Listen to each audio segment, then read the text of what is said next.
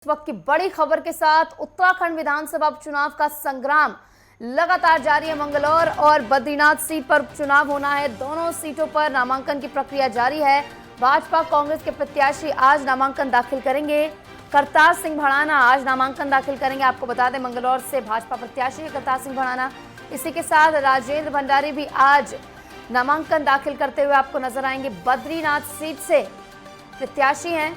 इसी के साथ कांग्रेस की बात की जाए तो काजी निजामुद्दीन को चुनावी मैदान में उतारा है। मंगलौर सीट से कांग्रेस के प्रत्याशी बनाए गए हैं काजी निजामुद्दीन। लखपत बुटौला कल दाखिल करेंगे नामांकन। बद्रीनाथ से कांग्रेस प्रत्याशी है लखपत बुटौला। नामांकन भरने की कल अंतिम तारीख है। 10 जुलाई को दोनों सीटों पर मतदान होगा। उसके बाद 2 दिन बाद यानी 13 जुलाई को नतीजे सामने आएंगे और ये दोनों सीटें बेहद अहम हैं। अब देखिए, दोनों सीटों पर कांग्रेस और बीजेपी में भारी टक्कर देखने को मिलने वाली है। मंगलौर और बद्रीनाथ ये दोनों सीटें जिन पर उपचुनाव होना है। 10 तारीख को मतदान होगा, 13 तारीख को नतीजे आएंगे और तैयारियां दोनों तरफ से तेजी से चल रही हैं। कांग्रेस की ओर से कल एक बैठक भी की गई जिसमें प्रत्याशी को जिताने की अपील की गई। इसी के साथ आज नामांकन करने वाले हैं बीजेपी के दोनों प्रत्याशी, जिनके नामांकन में सीएम धामी खुद शिरकत करने पहुंचेंगे। और विधानसभा की मंगलौर सीट की बात की जाए तो ये वो सीट है जो कि राज्य गठन के बाद से अब तक बीजेपी के पास नहीं आई, यानी बीजेपी अब तक इस पर अपना खाता नहीं खोल पाई है। तो बीजेपी के सामने बड़ी चुनौती है कि इस सीट पर बीजेपी को काबिज होना है। और इसका रीजन ये माना जाता है कि मजबूत प्रत्याशी के अभाव और सीट के सामाजिक ताने बाने के सामने बीजेपी कामयाबी हासिल नहीं कर पाती है और हमेशा बीजेपी को अब तक इस पर मुंह की खानी पड़ी है। और इस बार बड़ी चुनौती बीजेपी के सामने है क्योंकि पांचों की पांचों सीटों पर बीजेपी ने क्लीन स्वीप किया है। तो क्या इस ट्रेंड को बीजेपी इन दोनों सीटों के उपचुनाव में भी बरकरार रख पाएगी या नहीं, ये भी बड़ा सवाल है क्योंकि तैयारियां दोनों तरफ से तेजी से चल रही हैं। और आज नामांकन दाखिल करते नजर आएंगे कांग्रेस और बीजेपी के प्रत्याशी आपको, जहां पर कल अंतिम तारीख है। 10 तारीख को मतदान होना है और उसके बाद 13 जुलाई को इसके नतीजे सामने आएंगे।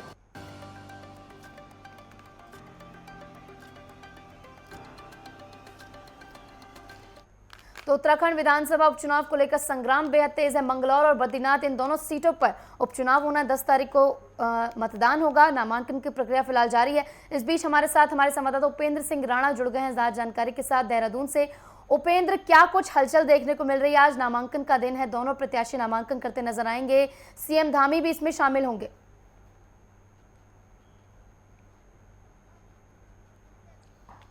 देखिए, जिस प्रकार से उत्तराखंड में 2 विधानसभा सीटों पर उपचुनाव होने हैं, जिस प्रकार से हरिद्वार जिले के मंगलौर विधानसभा में उपचुनाव है और उसके साथ ही बद्रीनाथ विधानसभा में भी उपचुनाव को लेकर नामांकन जो है वो आज होना है। वहीं मंगलौर विधानसभा में हम अभी खड़े हैं और नामांकन प्रक्रिया जो है कुछ ही देर में शुरू होगी और क्योंकि मुख्यमंत्री पुष्कर सिंह धामी भी इस नामांकन प्रक्रिया में जो है वो शामिल होंगे।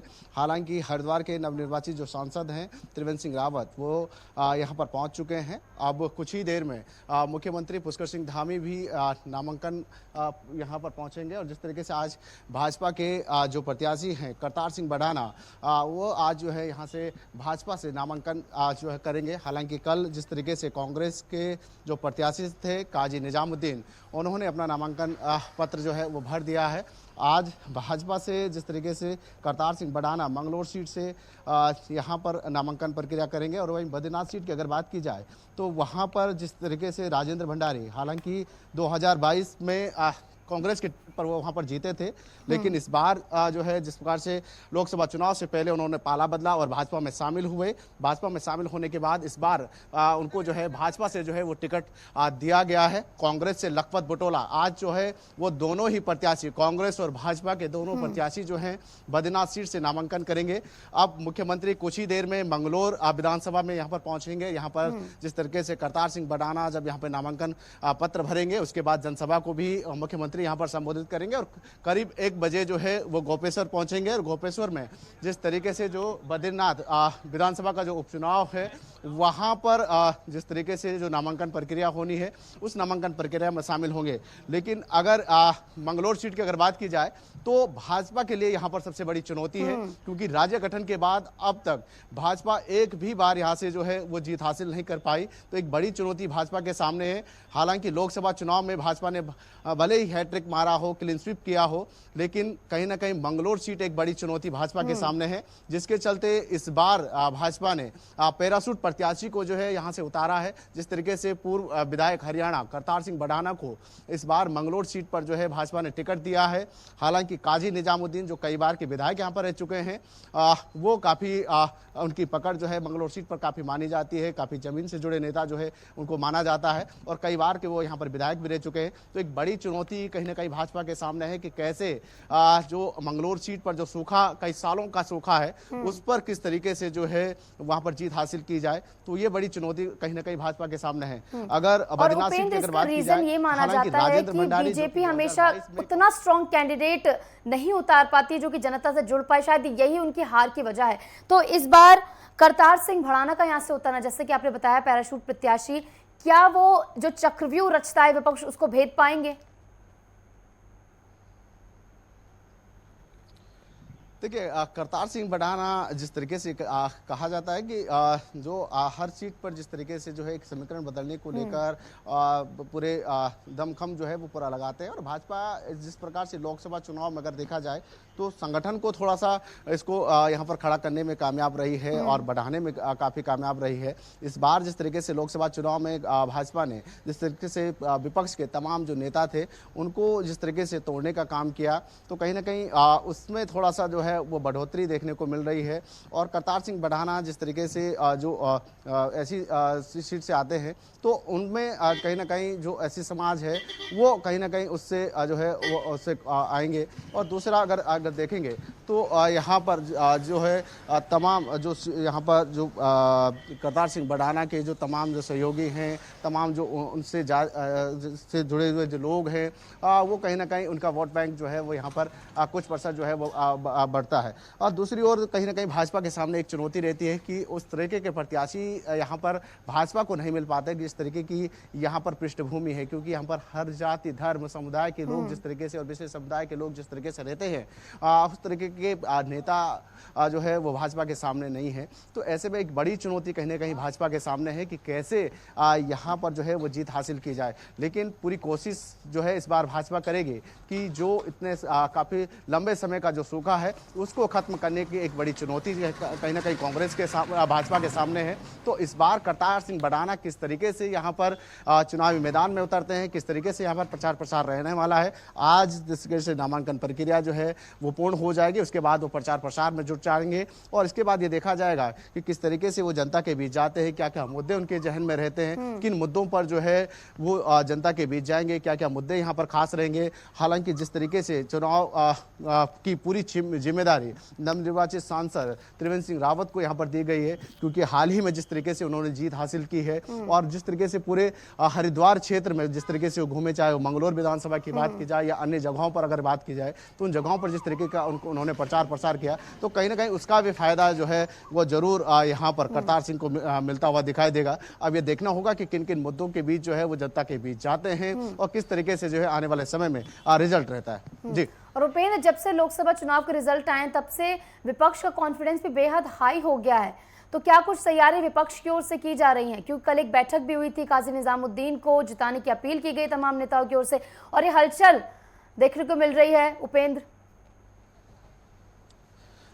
देखिए, मुख्यमंत्री पुष्कर सिंह धामी जो है वो यहाँ पर पहुंच चुके हैं और आप देख सकते हैं कि मुख्यमंत्री का ये काफिला जो है यहाँ पर पहुंचा हुआ है। और जिस तरीके से आज जो नामांकन प्रक्रिया में मुख्यमंत्री पुष्कर सिंह धामी जो है वो शामिल होंगे, उनका ये काफिला जो है वो यहाँ पर पहुंच चुका है और उसके बाद नामांकन प्रक्रिया जो है वो शुरू हो जाएगी। मुख्यमंत्री के साथ साथ जिस तरीके से जो भाजपा के प्रत्याशी है करतार सिंह भड़ाना, वो भी जो है मुख्यमंत्री के साथ जो है नामांकन करने जो है पत्र भरने जो है वो कलेक्टर हाउस में जाएंगे। और आप देख सकते हैं कि आप यहाँ पर जो है पूरी सीएम की जो यहाँ पर टीमें हैं वो यहाँ पर पहुँच चुकी है। कुछ ही देर में नामांकन प्रक्रिया जो है वो शुरू हो जाएगी। साथ ही एक जिस तरीके से अगर देखा जाए, क्योंकि बड़ी चुनौती है भाजपा के सामने और एक पूरा दमखम जो है भाजपा यहाँ पर लगा रही है। और जिस तरीके से स्टार प्रचारकों की भी अगर बात की जाए तो जिस तरीके से 33 स्टार प्रचारक जो है यहाँ पर भाजपा ने उतारे हैं कि 33 स्टार प्रचारक जो है यहाँ पर चुनाव प्रचार जो है वो करते हुए दिखाई देंगे।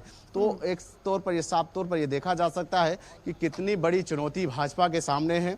हालांकि संगठन को जो है काफ़ी बड़ा करने में कोशिश संगठन को खड़ा किया है, लेकिन अभी भी कहीं ना कहीं कई जगह ऐसी है, कई विधानसभाएं ऐसी हैं जहां पर भाजपा के सामने बड़ी चुनौती जो है वो रही है। और लोकसभा चुनाव में भी ये मंगलौर विधानसभा ऐसी विधानसभा रही है जहां पर सबसे कम बहुमत जो है भाजपा को मिला है। तो ऐसे में कहीं ना कहीं चुनौती भाजपा के सामने सबसे बड़ी है कि कैसे वहां पर वोट प्रतिशत को बढ़ाया जाए और वहां पर किस तरीके से जो है वो जीत हासिल की जाए।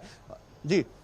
और जिस तरीके से बीजेपी का प्रचार अभियान अब देखने को मिलने वाला है, क्योंकि लोकसभा चुनाव में बीजेपी की ओर से पूरे दमखम से प्रचार किया गया, लेकिन फिर भी एज एक्सपेक्टेड रिजल्ट सामने नहीं आया। तो इस बार उपचुनाव के लिए, जहां पर बीजेपी के लिए बड़ी चुनौती है इन दोनों सीटों पर, तो क्या कुछ खास इस बार के अभियान में देखने को मिलने वाला है, प्रचार अभियान में? देखिए, प्रचार प्रसार में जिस तरीके से भाजपा पूरी तरीके से जुटी हुई रहती है और ये देखा जाता है कि एक चुनाव के बाद जब दूसरा चुनाव शुरू होता है तो उसके दूसरे चुनाव की तैयारी में भाजपा पहले से ही जुटी रहती है। और इस बार देखा भी गया है कि लोकसभा चुनाव जैसे ही पार्टी जीती उसके बाद जिस तरीके से भाजपा की ओर से संगठनिक जो मीटिंग हुई उसमें ये तय किए गए कि आखिर जो लोकसभा चुनाव में जो जीत हासिल हुई और उसके बाद जीत के बाद जो कौन से ऐसे विधानसभा क्षेत्र रहे, कौन से ऐसे क्षेत्र रहे जहाँ पर वोट प्रतिशत घटा। क्योंकि इस बार अगर देखा जाए तो 2024 में 5% वोट बैंक जो है वो घटा है भाजपा का। साथ ही साथ ये भी देखा गया कि कई ऐसी विधानसभाएं भी रही है जहां पर काफी कम मत प्रतिशत जो है वो हुए हैं और इससे 2019 के मुकाबले काफी कम जो है जिस तरीके से वोट पड़े हैं। तो उसकी भी जिस तरीके से समीक्षा भाजपा की ओर से की गई। तो कह सकते हैं कि भाजपा लगातार जो है इन चीज़ों में जो है वो लगी रहती है कि कहाँ पर कमी रही, उन कमी को दूर करने की कोशिश तो करती है, लेकिन कहीं ना कहीं चुनौती कई जगहों पर ऐसी भी है कि जहाँ पर जो है समीक्षा करने के बावजूद भी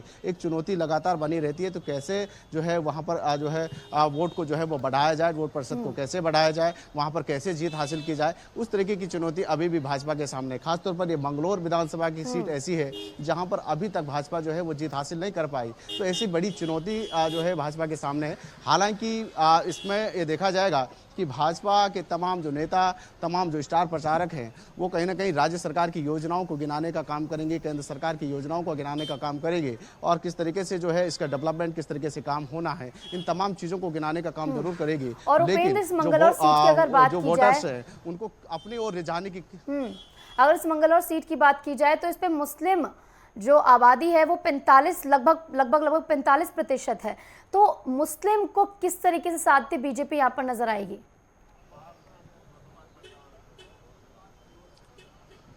देखिए, यही सबसे बड़ी वजह है कि जो मुस्लिम वोटर्स हैं उनको किस तरीके से भाजपा रिझाने की कोशिश करती है।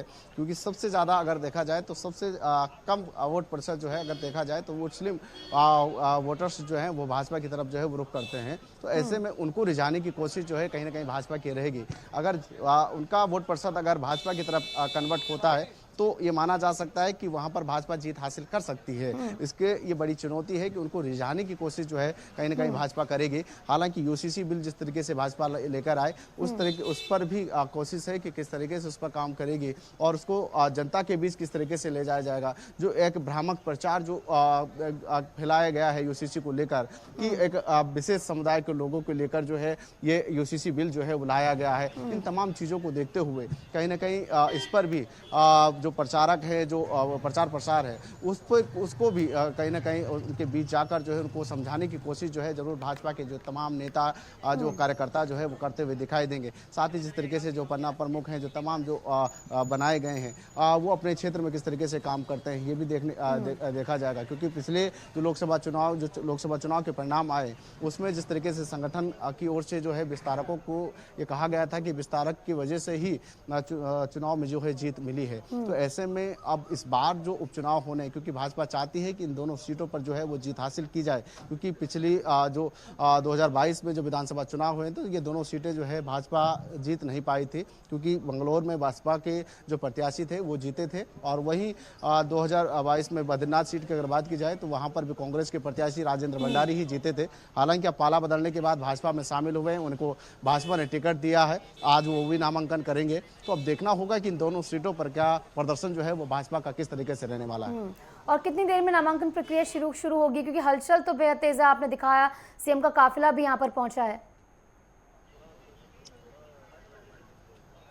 बस कुछ ही देर में जिस तरीके से नामांकन प्रक्रिया जो है वो शुरू हो जाएगी। नामांकन पत्र भरने के बाद ही उसके बाद जो है यहाँ पर प्रचार प्रसार जो है वो शुरू हो जाएगा। उसके साथ ही मुख्यमंत्री पुष्कर सिंह धामी जो है वो जनसभा को भी संबोधित करेंगे, और करीब 1 बजे जो है वो गोपेश्वर पहुंचेंगे, और वहाँ पर बद्रीनाथ विधानसभा के उपचुनाव को लेकर जो राजेंद्र भंडारी हैं उनके नामांकन प्रक्रिया में शामिल होंगे। उसके बाद नामांकन पत्र वहाँ पर भरा जाएगा, और उसके साथ साथ जो है चुनाव जो प्रचार प्रसार है वो भी पूरी तरीके से शुरू हो जाएंगे।